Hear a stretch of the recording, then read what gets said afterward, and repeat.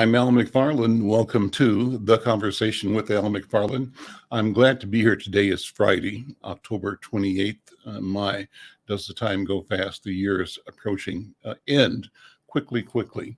But I'm glad to be here and glad to watch things unfold in the community, in the country. Today, we have the Healing Circle, and we are joined by our colleagues from the African American Child Wellness Institute to talk about mental health, general health for children, for families, and for community as well. I want to begin, though, by bringing in my colleague and writing partner, Brenda Lyle-Gray.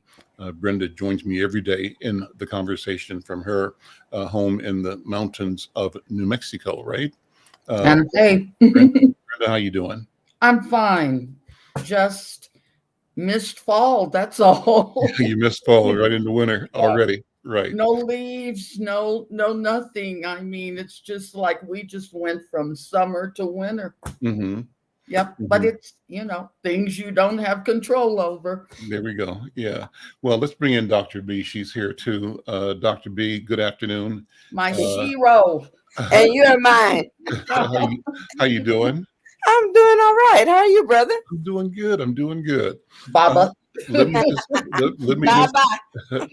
me just ask you to open our session today with the protocol. Okay. Are you ready to start? Yes. Okay. Well, as you know, this is the Healing Circle, and it's a special time for us every week to bring our gifts, our talents, our hopes, our dreams, our successes and disappointments to community. And in this circle, we understand as an African people that all of us are equal value, no matter how old or young or what you've learned or how you've learned it. We sit in circle. And the value of the circle is that everyone in it has access to the center, which is the space of power. So we do this circle in honor of our African heritage that gives us all equal access to voice. And then in that circle, we humbly acknowledge all those around us by this gift of consubstantiation. That means that all living things are connected, that we're connected to each other. The earth, the tree, the sky, everything that lives is connected to us. Therefore, that brotherhood, that sisterhood, that place in humanity is where we all sit when we sit in circle. And we honor our elders in circle and give them voice, ask for permission to speak so that as they introduce that speech, we recognize that we stand on their shoulders. And as we stand on those shoulders, we recognize that we not only acknowledge our elders, but our ancestors. And we honor them, our elders, because they're closest to our ancestors. And we honor our ancestors because they're closest to our Creator. And in the circle, because we are orderly people, we always remember to share voice, share power. And we use a virtual talking stick. And in that circle, it goes from one person to the next. And as it goes, so goes the respect, the space, the voice that the person who holds the stick has. And you may ask for it if you need it or want to. But as we pass that virtual talking stick, although we're not physically in a circle, it means that we're transferring voice. And for that, I am grateful. And for that, I'm grateful for sharing power. And I give the talking stick back to Baba Al McFarlane and pass it on to him. Thank you, Dr. B. Let me bring Dr. Oliver Williams in. Brother Dr. Oliver Williams, so good to see you all the time. I'm going to jump right in and pass the talking stick to you. Good afternoon, brother. Oh, you're not okay. He's fixing his technology there. Well, as soon as you're ready to hear and we have your voice, Can you hear me? Yeah, sure. No, we hear you. I can't hear you. You don't hear us. Okay, so you got to work on your audio in some way. Maybe Bosch can send him a link or a note in the chat with some directions or solutions. Let me then pass the talking stick to Brenda Lyle-Gray. Brenda. That's not fair. I have no thoughts. That's impossible. I was waiting for a master class to begin here with him. Oh, I just think we have an important week ahead of us. And I hope that we can mobilize like Stacey Abrams did last year and to turn the complexion of the voting. But, it's sad what's happening. And I heard Youssef yesterday just run down his figures, like most of the people that are up for election or whatever, these are election deniers. The Republicans, the Republicans that are. Yeah, so I don't know. I just think we need a prayer train and we need to say that our children are important and their future is important and that we really need, as you said, Al, a rally cry. So I hope it happens. And especially, I don't know, when we heard the state auditor, I can't think of her name. I wrote an article on her. Julie but she made me see how powerful Governor Walz's executive team was. And I'm an outsider. And it seems like everyone on that team had such a special passion, with the lieutenant governor and with the secretary of state, and especially with the attorney general, who literally saved the city in a way with his team. Because if the decision had been different, I don't know what the outcome would be. And it probably wouldn't be good because there was so much anger and so much hurt. And you're talking about the George Floyd case, right? The attorney general's handling of and delivering a guilty verdict. And that's what he's being ostracized for. That he prosecuted and won against a police officer. To me, it's like it's ingrained. So I just pray that it turns, because it's ugly down here. They're bringing stuff from underneath the rug, accusing Michelle Lujan Grisham of something that happened 10 years ago and under a Republican governor. She had nothing to do with it. She wasn't even around. So they're blasting this all on the TV. Not good. Not good. But anyway, can we hear you, Dr. Williams? Yeah, I can hear now. Good. Life is good. So I'm going to pass the talking stick to you, if that's okay, Al. Yes. And good seeing you. Good to see you too. Yeah, I went to see Till last night. I just talked about that yesterday. Oh man. Yeah. And so they did. It's really well done. And well, Whoopi and Denzel, and I forgot who else are executive producers on it. Wow. Yeah. Well, they did a good job. I mean, everything was it was wonderful. I mean, not wonderful, but given the subject, it was a quality film. Let me say. How many whites were in the audience? I'm just curious. I went. There was like 6 people in the audience. We went to the last showing last night. Oh, okay. So, well, I'm going to go Sunday. I'm going to see how many, and I doubt it. Well, I don't know. To me, given the conversations that we've had on the Healing Circle, when you had the young lady on that was a relative of Emmett Till, and Deborah. Yeah, and to see how the family handled it, and then the different other elements that were in the film that you felt as a consequence of what the family had to go through, what Amy had to go through, the mother had to go through. It's very powerful, And Well, and the whole thing was, Dr. Williams, because Al and I talk about that often, you still can't take that image of that open casket. And it's been what? That was 1957, 55. 55. Yeah, So, we were just like, it was unreal. yeah. When I told my daughters it was an industrial fan that chopped him up, I mean, Gianni was almost like emptying her stomach. It was just like the possibility that something like that could happen. Well, they dampened down how bad it actually was. Oh, they did.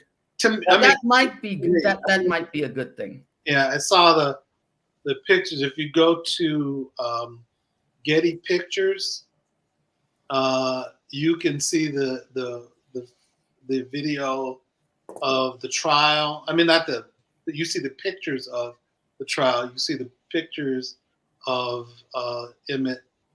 You see the pictures of the mother, and you see the crowds in the church and the crowds outside in the community that had attended the funeral, and it was very, very powerful to see that. But it made me think about what we're going through now, and the lies that are being told by the Republican Party, and I don't want to be. So we know that there are good people and bad people, and with the bad people, I don't think it was just. I think that they're villainizing Keith because he held accountable a white man that was guilty of doing violence to a black person. And I know that there are a lot of white people who knew that Chauvin. There are people around the world, of different cultures and different races that know that Chauvin was guilty. And but the people that are enraged by it, I think it's specifically the MAGA group, but I think it's all those gradations in addition to the MAGA group too, that are holding him responsible. And I guess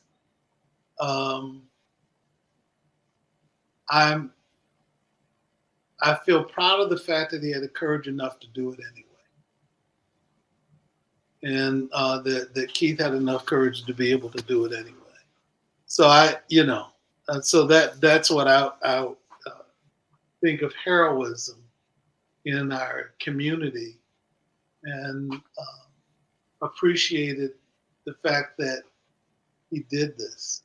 He confronted it, and he wanted justice for the community, and he got it. But again, that there's more situations that we have to have justice for. And so, but I'm pleased that was one of the things that happened. That's what I thought about last night when I saw the film, was the fact that Mamie was trying to find justice for her son. And the thing that was also apparent to me too was the fact that she's in this space and people didn't want to give her the respect that she was due. But she carried on, and what was interesting, it influenced her continuing on in the fight, because she's trying to seek justice for not only her son, but justice for anybody else in the community that experiences it as well. So, and I guess those are the reactions that I've been having to this point in our history, in our country's history. And the fact that there are certain things that you felt like you could take for granted for a little bit, but you don't take anything for granted. This challenge that we have to keep fighting. And Trump is still free. That's all I could think of, everything that he has done. Yeah. And as close as he brought this country to destruction, he's still free. Yeah. And he still has a following. And they're not holding him accountable yet. But I don't know. Well, there's two sides to it with it. And I guess one of the things that I think of is that, even though they think the time is going to run out with regard to the congressional influences, the other side is the fact that we've got the Department of Justice dealing with them for the next 2 years. And so perhaps they'll challenge him enough to be able to deal with that. Did you hear about Nancy Pelosi's husband getting beat up in his home? Mm-hmm. Are you kidding? No. Talk about it. Tell the story. Wow, Well, I hadn't heard Dr. that. Williams. Well, what I picked up this morning when I heard it was the fact that somebody broke into their house and they beat him up with blunt force trauma. And to harm him, he's going to recover. But the thing of it is the fact, and this is another thing I really struggle with, is, when we were dealing with the elections and all, and what they were trying to do with Governor Whitmer in Detroit or in Michigan, Mm-hmm. and then when they were trying to have some discussions about those things, the paramilitary folks would go to the state capitol in Lansing, and then with their weapons, and be in the heart of the legislature with those weapons. And I'm thinking, or that young boy that got off, and he's a teenager, and he gets located in that space and has a weapon and doesn't get harmed, but he kills 2 people. Mm-hmm. And I keep thinking to myself, that there's an imbalance in the ways that we're being treated, but also what we're conveying to the public, about what the rule is. And to me, it reminds me of what the Wild West was. And when you talked about racism in the United States, what we've done historically in terms of bullying people, and that's one of the things, Trump is not doing it because he's especially smart. That's clearly not the case. But to threaten people, and even in the January 6th situation, you're going to threaten the country. If you don't get your way, you're going to be violent towards them. I work with men who batter. You're trying to teach people to behave differently than that. But that's what he promotes. If I don't get my way, violence is going to happen, and you're going to be sorry. And that's ridiculous. Liz Cheney had a real good response, though, Dr. Williams. What did she say? She told him and news reporters she was not effing through with him. Yeah. Well, I'm glad she said. And I said, bravo. I Yes. didn't go along with her father, but Right. I have to give her props Me too. for standing up. And a woman, Dr. B. That's right. That's right. And in fact, I was going to jump in because one of the things I think we have to step back a little bit and see this election as what it is. It is a fight, not just for the soul of America. It is truly a fight about what is right and what's wrong. That's right. And people tend not to realize that our children are watching. We are modeling because of social learning theory. They see us doing what we're doing. They're going to do what we do. Right. And so our Black community, especially, and other BIPOC communities, what do you want your kid to see? When you see somebody who is literally an enemy against the state, treacherous, treasonous, walking around as if nothing ever happened. Mm-hmm. What do we as parents of children of color want to model and teach? Are we going to be actively showing our protest by voting? Are we going to take Miss Wilson down the street to vote because we know she old and she doesn't drive, she can't see well, but she wants to vote? Are we going to go outside of our comfort zone, even in the midst of people who don't believe like we believe, to say this is unfair, this is wrong? So I think it's a challenge for us as people of color, and especially African Americans, because we are the ones who have really borne the brunt of the hate and shame of this country. That's right. People are thinking that America, white America, would be ashamed. And what happens? I always say the acronym for shame. The S stands for secret. H is have. You know, I'm ashamed because I'm secretly having all my emotions. Mm-hmm. So they're holding these real emotions internally and not showing them externally. They showed it with Emmett Till. They showed it when they dragged the brother down in Texas. Mm-hmm. You know, they show it when they had that knee on George Floyd, but they don't understand that we see that knee in many ways every day of our lives. Mm-hmm. So one of the things I'd ask is I wanted to bring it to this issue around facts, because the truth is that America has a racism problem. Let me just share a couple of slides. I hope they will show up. Mm-hmm.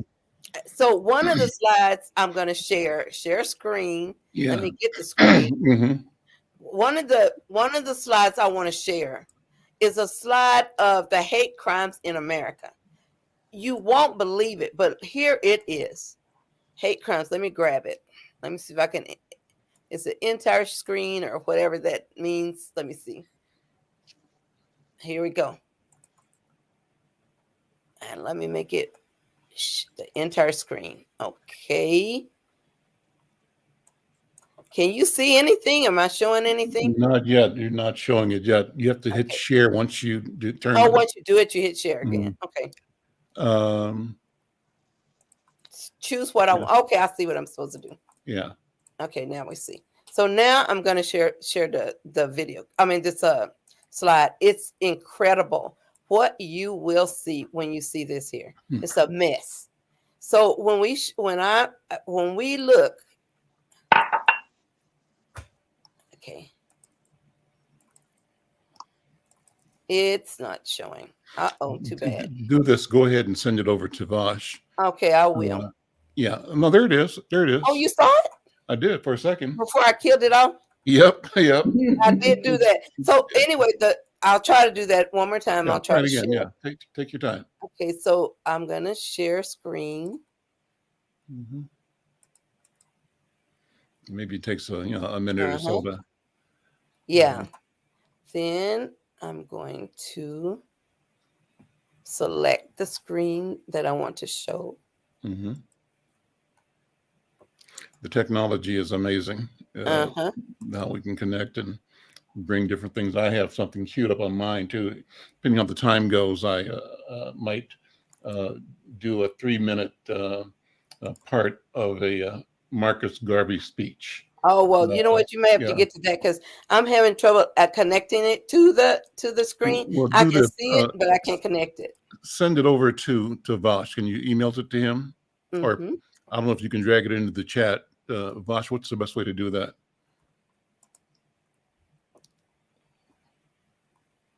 What's he saying? He said send the link to him, give him the link, or can you just email it to him or to me, either one, and he'll get it. And we'll go from there.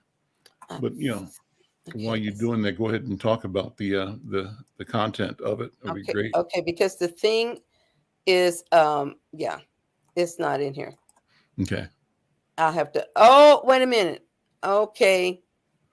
Okay, yeah, I'll try to send it to him. If not, I'll share it with you what I'm seeing. Mhm. The slide that I have two of them. One of them is about looking at hate in America. And what this slide shows, it's really graphically necessary to see, but it shows that in America, the largest percentage of the hate crimes are on race, ethnicity, and ancestry. Mm. And when you see the significant difference between it and the other kind of hate crimes, you'll be alarmed. But that's not where it stops. Then when you drill down to see, well, who's doing all the hating? You get to look at this slide, you are going to see that the majority of hate crimes in America are disproportionately anti-Black. Mm-hmm. So when we look at that, that ought to give us a little bit of something to think about when we go to vote. If people hate you that much, they don't want you to have power, they don't want you to be around, don't you think it'd be really wise to try to make sure you got more power and that you get around? So my whole plea for today, the healing circle, the healing process of voting itself should be a healing process for us as Black people. We can overcome things like teal when we have voice and vote, and we use it to change the world around us. We have to be courageous. So, Brother Al, I'll pass the talking stick to you and Okay, try great. to see if I can put the slide in the chat to Yeah, bring it put it back. in the chat or either email it directly over to Vash. And I want to Okay. go back to Dr. Williams again. And Dr. Williams, I'm so glad that you watched the film Till last night. I think it's important to really sit in that for a minute. I would love you to take as much time as you want telling what you saw. Tell the story if you want to again. So it's always good to refresh it. A lot of young people, we say this, they have no idea, of what happened. And even though it's now being presented, in on the big screen, it's still new information for a lot of people. And I think what we have to always do is develop the practice of continuing to tell the story and to tell how we navigated through that and where we stand today, contextualizing it, so that we don't leave with the idea that they want us to leave with, and that is the idea that we are simply victims and that's it, and that they won by killing us and that's it. That's not the case, because our people are still addressing this heinous crime against humanity, and our people are still addressing the 400, 500 year slave trade. Modern slavery is not over. They want us to forget it and to say, oh, nobody is alive now that was done, so nobody can be held accountable. Our people are saying, we think that the vestiges of all of that experience is available, it's around, the genealogies exist, and accountability can still occur. What happened does not disappear. It never disappears. So, Dr. Oliver, I'm going to pass the talking stick back to you, and maybe you would take more time to talk about the film, and then whatever else that brings you into thinking about. Unmute, Dr. Oliver. One of the things that I reacted to when I saw the film, and also, I guess, thinking about that period of time, when that happened, I was 3 years old when Emmett Till got killed, right? I was born in 52. That happened in 55. I remember hearing about it. I remember my dad having conversations about it and how he reacted, because as I mentioned, my dad was born in 1898. So going through his lifespan, the type of racism that he experienced. And I guess the thing that I thought about was the fact that I think there are different triggers for me. Triggers for what happened to George Floyd, what happened to Trayvon Martin, what happened to Rodney King, what happened, and then our reactions to how do we deal with it. And I thought about that for my dad and my siblings, in our blended family.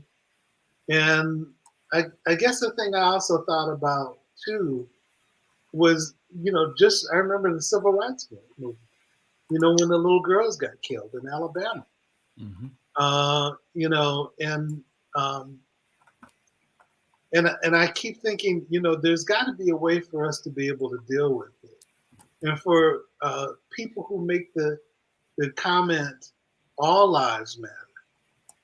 Yeah, but when other lives get destroyed, you spend time reacting to it and being outraged by it. But I think those experiences are differently triggering for me too, and for us as a group. Mm-hmm. And for, so I guess I think about that, and then, how do we find ways to respond and to heal and deal with the challenges of isms, and also what we do to ourselves. So I realize, and I have to look at young man, the rapper, what's his name? Kanye West. And the comments that he makes, and some of it is out of his mental health, challenges. And I think some of it's also out of ignorance. And that slavery was a choice, or that he makes comments about, being supportive of Donald Trump, which makes no sense at all. And I think the same thing with Herschel Walker. I think he's got some of his foolishness comes out of mental health challenges as well. And Tim Scott. And I have no clue Tim Scott and why he involves himself in it. But there's something that we've got to do to be able to deal with that, talk about it, and not deal with it in silence. Mm-hmm. There's something about managing our outrage associated with it. But there's something that we've got to do to be able to study and heal ourselves. And I guess a reaction that I have had too is, why does this, how does this keep happening to us? And there's some way to support and protect one another, as those things happen. And what happened back then was the fact that, you had, the Tell family had to negotiate this. And maybe negotiate it in ways that we didn't think about at the time. And I think that's one of the things that I came away with, was the fact that she was carrying so much, and the family was carrying so much, that we had access to, but we didn't have access to. Mm-hmm. And, but, I also think about, how we need to rehab those conversations. Al, you were having the discussion about what we need to be able to continue to say to young people associated with these things. I was thinking that too. How do we build ourselves and support ourselves as a community? To give attention to this. And I remember how we were linked, during the civil rights movement, how, even though I was a young man, back during periods of that time, how there are certain things you didn't question,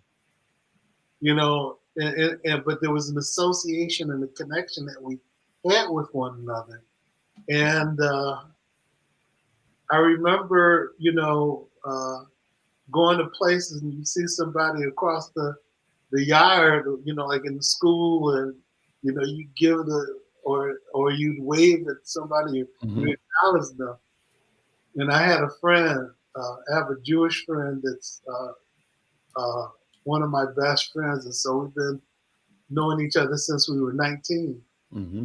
And he came to visit me when I was in West Virginia, and the world had changed to some extent. And he said, Oliver, I was in the elevator and somebody said hello to me, how you doing? And I said, what do they want from me? So, because the world had changed so much. And sometimes it feels that way in the Twin Cities, we don't acknowledge each other. We don't make connections with each other. Or we don't see each other as a part of each other. Yeah. And we have to rebuild that somehow. And I think also, Brother Oliver, we choose not to acknowledge each other for some reasons that aren't always the healthiest.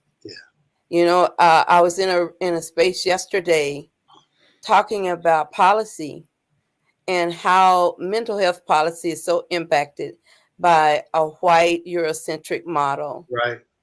And when people go to talk about what's good for our kids, good for our families, they're not talking about what's good for us as Black people. Right. They're usually talking about what's good for white folks. Right. And so in that room, I said, sometimes I feel like I'm too Black for Minnesota. Right. Because when I'm here and I try to say to people, when you make policies, you need to think about empowering. If we're talking about equity, Right. we're talking about empowering people who have been robbed of power. That's right. And not doing it the same old. And I said, so I get concerned because some of the legislation that's coming out that people are going to be proposing is they wanted to give white people money to consult with Black providers about their treatment of Black kids. Right. And so it hit me in a wrong place. Right. Because I said, I really struggle with it, trying to determine that it's not enough of us who are trained mental health providers to cover all the need of the kids we've got. Right. And yet at the same time, I was struggling saying, well, maybe, I should just accept it as, getting help for our kids by any means necessary. But to me, the first step shouldn't be that. It should be, how can I empower the Black community to heal itself? That's right. And I agree with that 1,000%. And when I said it though, Brother Oliver, there are very distinguished Black folks in the room that I know who run mental health facilities, just like not a single word. Crickets. Not a single word. Not one person said, I agree, sister. But one of my Indian brothers stood up and said, I agree. Right. Right. You know what that reminds me of, Dr. B, is Dr. Peter Hayden. He's been there. And he tried to explain to the powers that be for years. Right. Let me tell you, I've been there. Right. I know how to treat our people when the situation is that bad. He could never get resources. I understand because of fentanyl, and again, I'm on the outside, but he's getting some. But look how long Dr. Hayden's been in this business. Right. Right. And, he just couldn't understand. Why are you sending them to white centers? We're sitting right here in our own neighborhoods. I'm wondering if they're going to pay the white consultants out of your $9 billion surplus. Yeah, that's I'm right. Sorry. And here it is. They get paid for consulting with us. They get paid for just calling us. Right. Mm-hmm. And we get paid when they call us, but they get paid for calling us. And that's what they don't see, that's messed up somehow.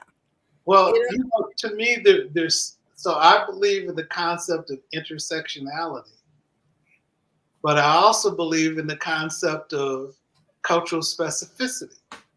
Because sometimes when I had a conversation with an organization in another state, and they were talking about at a conference that deals with the issues that we deal with, that a speaker didn't show up, so they ended up doing an impromptu activity, and it was around, and it brought it up around culture, and then they had these conversations.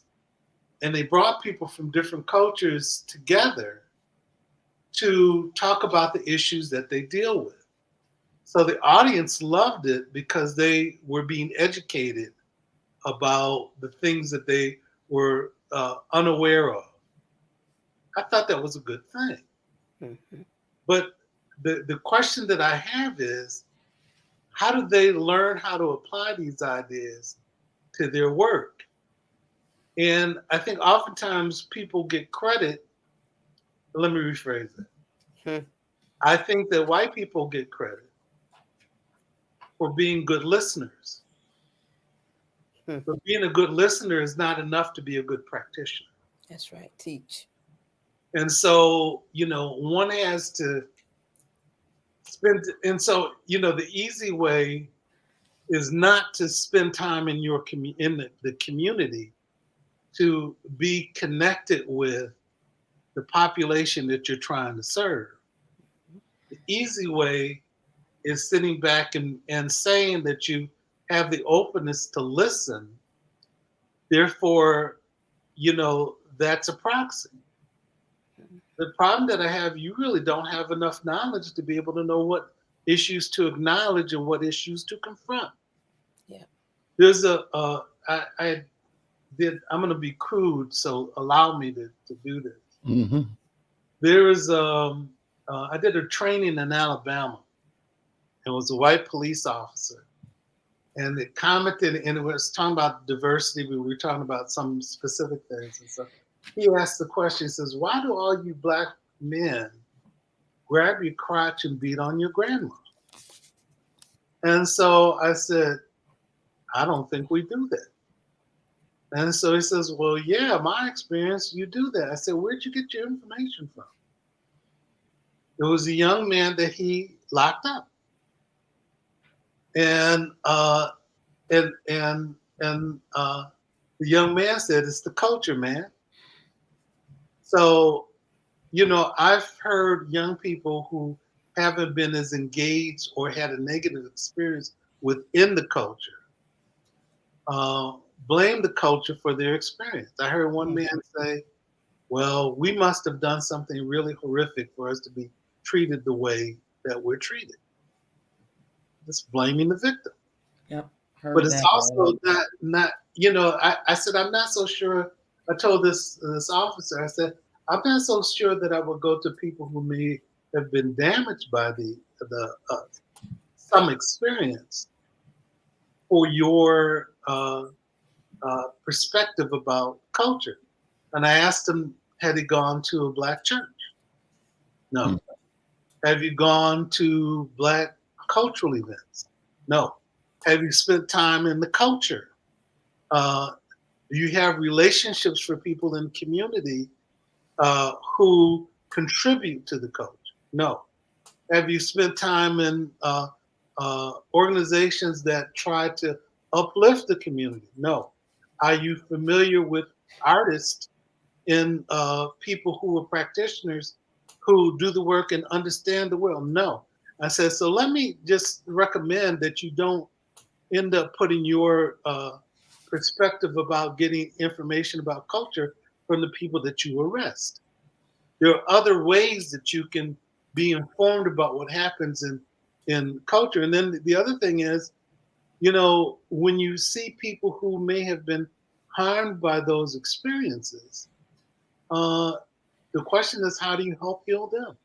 Mm-hmm. And so if that's not a conversation, but you end up taking a fragment and then using it as your only perspective into the world, you miss something. And you know what? I think that even goes with how we even as Black folks internalize this stuff that is cultural, like that young man did, that isn't. So when we whoop and beat our kids, we think that's part of our culture. Mm-hmm. But it's not. We were taught that by slave masters who were teaching us about Christianity, and they used the Bible to say, "Master, obey thy master." It said, "Spoil the rod and spoil the child," and never remembering what a rod and spare the rod and spoil the child. Never understanding that a rod was symbolic of guidance. They never understood. Ain't nobody beating their sheep. They were guiding their sheep. Exactly. And so our people pick that up. They hold it because they were told by white folks and the ones who had control and power over them, and they accept it as our reality. Because most of us, I can tell you on this panel, probably every one of us got whoopings. Oh yeah. And our parents didn't know any better. Mhm. But you know, the thing that I those examples, Dr. B, are things that I've heard over again. And you know, there was an example of a colleague who ended up doing this study with a brother who's at Harvard and about children who are being spanked. And so they went to the environment where they were doing the focus groups. And what was interesting is that they had, let's say that they had 100 people. 50 people ended up spanking their children. 50 people didn't spank their children. But they had the conversation about what they thought, the fact that they thought that everybody was going to say that they spanked their kid. But a lot of people said that wasn't their reality and their experience. That's right. But where they got it from are the perspectives that's our history and that's our responsibility. And then, but let me say something else, and you all tell me this too. So with people that spank their kids, now I got spanked. I remember it in Technicolor. And as I think about these things, and I don't blame my mom, you know, for the person, but my dad didn't spank me, but my mom did. Mm-hmm. But my mother didn't only use spanking as a way to teach me. There were other things that she did. So the first and last time I stole something was I think 4 years old. And I wanted Cracker Jacks and animal crackers. And my mother made me choose. So I chose, unbeknownst to her, both. So she got the Cracker Jacks and I took the animal crackers. And we got halfway home. I said, Ma, I got a surprise for you. And I showed it to her. She walked me back to the store, had me apologize to everybody there, the store manager, the guard, the cashier. And then she got me home and she, you know, whipped my butt. And the thing that I think about was the fact that not only did she spank me, but she also told me why it was important for me not to behave that. And if that phrase, if the only tool that you have is a hammer, then everything looks like a nail. That's right. When I was a child welfare worker, there were a lot of people, the only tool that they had was to spank their child. Mm-hmm. And they did it out of anger. Mm-hmm. And because that was the only, and they thought they were right and justified by doing it. Mm-hmm. And you have to help rethink how people, but also challenge those myths that exist. Yeah. And I don't think that happens, you know, enough. And Dr. Williams, when I was writing the article on Elizabeth Peterson, and that was one of the things that she said, you were a gift because you were culturally specific about your mission. Right. And there were very few people that she had run across in all of her travels that centered it on and let people know that it was far different in addressing the problems. We all knew the problems, but it was far different, just like Dr. Peter Hayden has it there in Turning Point. Right. But they don't want to use that because too much truth would rise from it. So anyway, but I thought that was really good. And I do hope you got a chance to read that article. I will be looking for it. Because it was last week's, though. We got a new issue coming out Monday, but it was last week's. Yeah, but it's really good. She was just special. It was awesome. She really was. She, and I was very proud of Al, you know, centering in on that article because it just flowed from the heart. She was so powerful, Dr. Williams. And everything she said, just made so much sense. Could That's you right. send the link to that to me, Al, if you don't mind? I'll put it in the chat right now for you. You can Yeah. take And Yeah. Yeah. the other, you know, her father passed away. Mm. And so, Was he in Cape Town? yeah, he's Okay. in Cape Town, and she was with him when he passed away. He passed on Sunday. Hmm. And the funeral is coming up. But the thing that's so interesting to me is stories that she would tell me. And I had a chance to meet him and spend time with him. And he was very wise. But one of the things that she talks about, she's got a project called Men Affirming Dignity. And Mm. Oh, that's pretty. Well, I love that. I love that. Yeah. We need that program here. I'm serious. well, I agree. And Mhm. the thing is that she used it to be able to identify a number of men around South Africa who are also men who could affirm dignity in the way that they interacted Love with. that.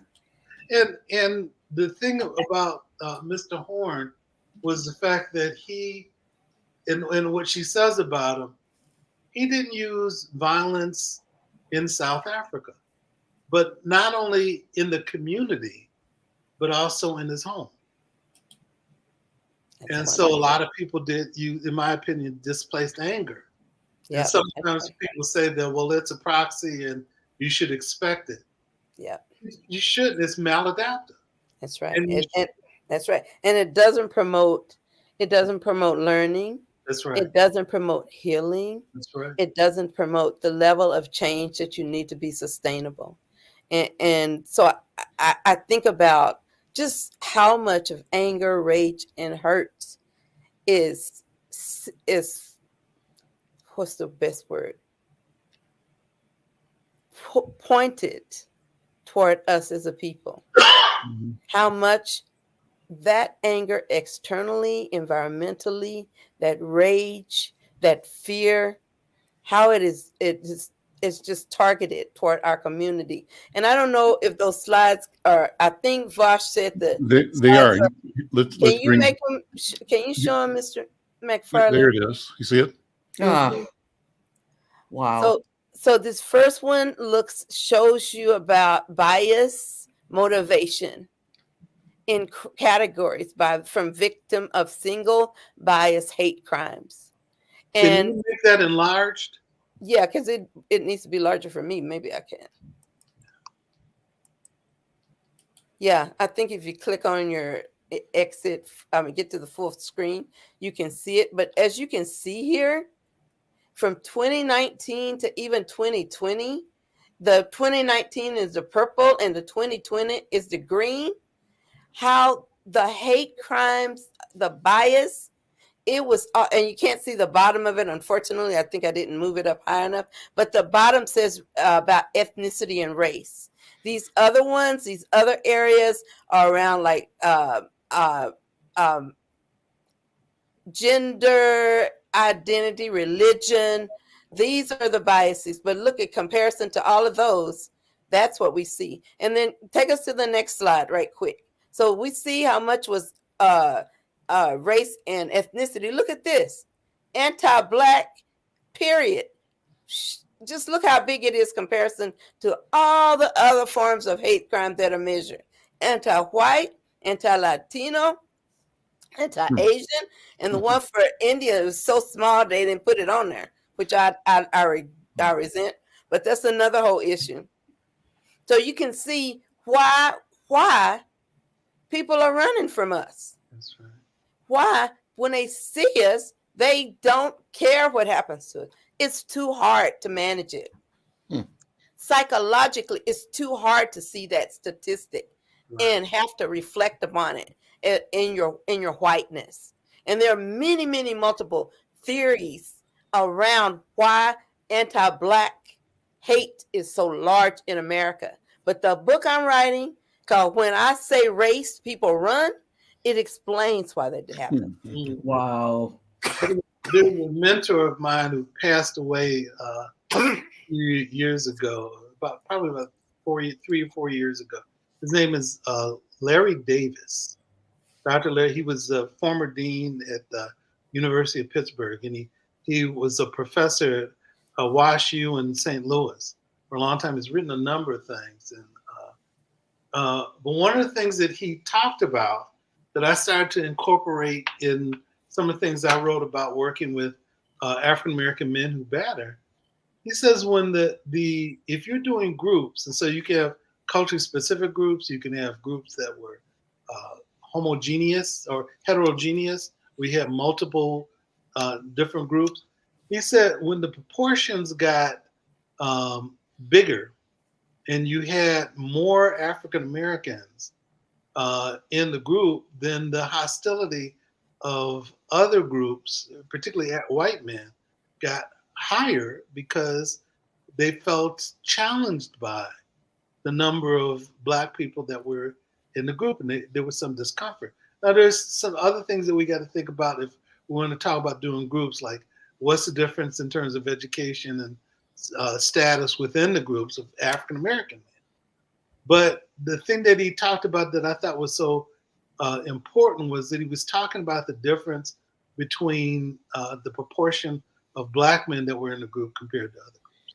And those are things that one needs to think about when you're doing groups and how people react to it and dealing with themes that have some significance to the community, and also what things you say are irrelevant or things that you acknowledge or things that you don't acknowledge.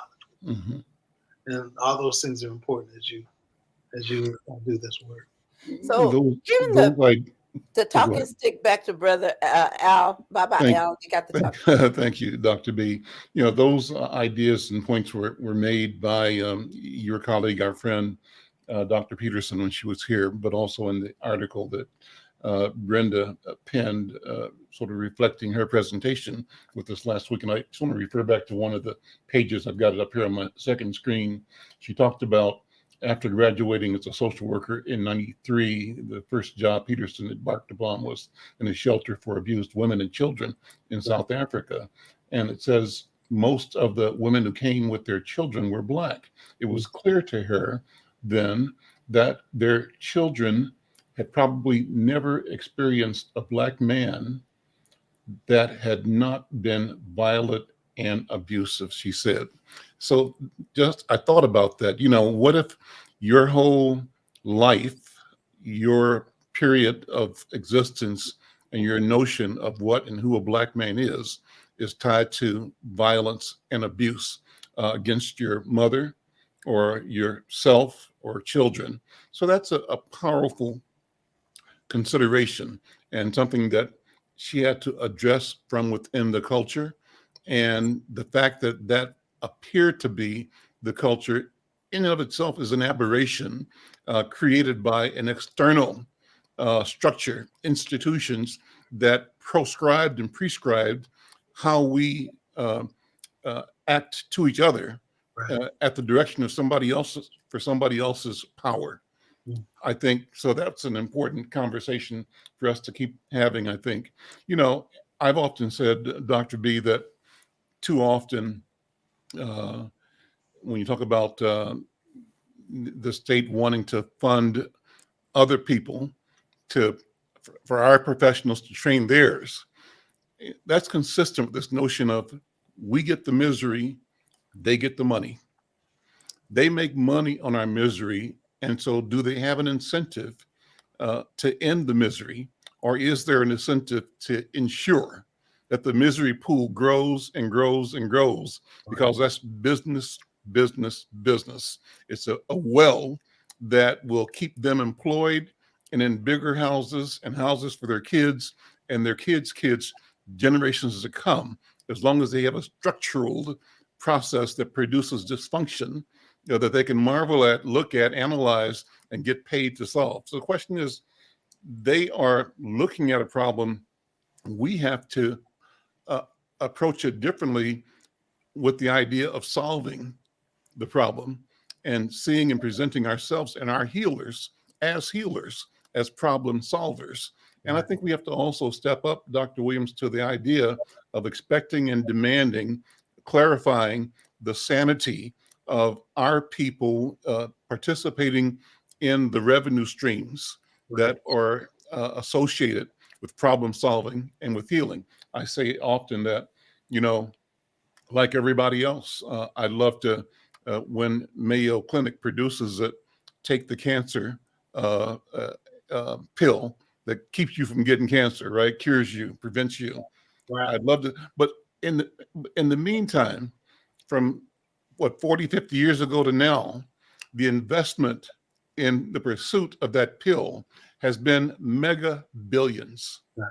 That's right. Mega billions, a whole city built, cities built around the country, different campuses that Mayo has, thousands of people hired, thousands of jobs, thousands of contractors building buildings, thousands of people teaching the people that do the work, right? Thousands of patients coming in to be studied, right? Thousands of other problems being addressed on the way to solving the big problem, the Holy Grail. Let's cure cancer. And so they've turned the health problem into a health business, a revenue process.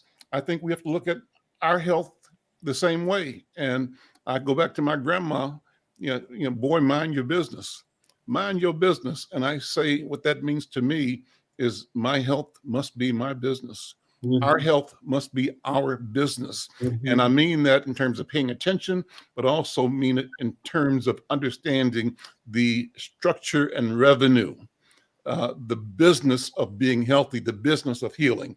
Right. And I think we have to have that kind of conversation all the time where we look at what and how revenue incentivizes others who study us and marvel at our problem, right, and how differently we have the obligation and the duty to engage the problem differently because we're engaging it from the aspect of how we heal and what resources we bring to the healing equation, and we heal by growing our people involved in it as agents in the healing process.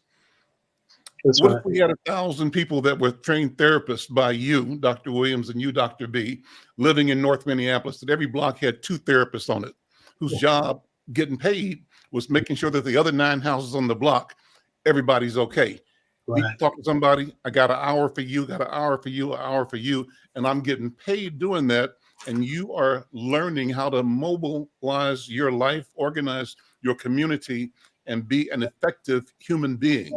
Because I have the training, I have the tools, and my motive, my interest is in ensuring that you continue to move towards your goal of being the very best human being that you were born to be, made to be, achieving that goal. Focus on that goal. I can help you focus on that. Anyway, I think that's about equity. That's about owning our health and determining then that we have a right to lay claim on public resources. We put money into the system from our labor, our taxes, and we can demand the money back to hire our people to heal our people. That's what I think. A 5-minute master class. There's a 5-minute master class. Just there's a professor. A little bit much. There's a professor at University of Pennsylvania. Her name is Dorothy Roberts, and she's written a book that deals with challenging the concepts of what is what's cultural. Mm-hmm. And that sometimes you have people who don't frame the question in the right way. And as a consequence, you end up wasting time and money mm-hmm. because people are not framing it in the proper way. But it's important to frame it in the proper way.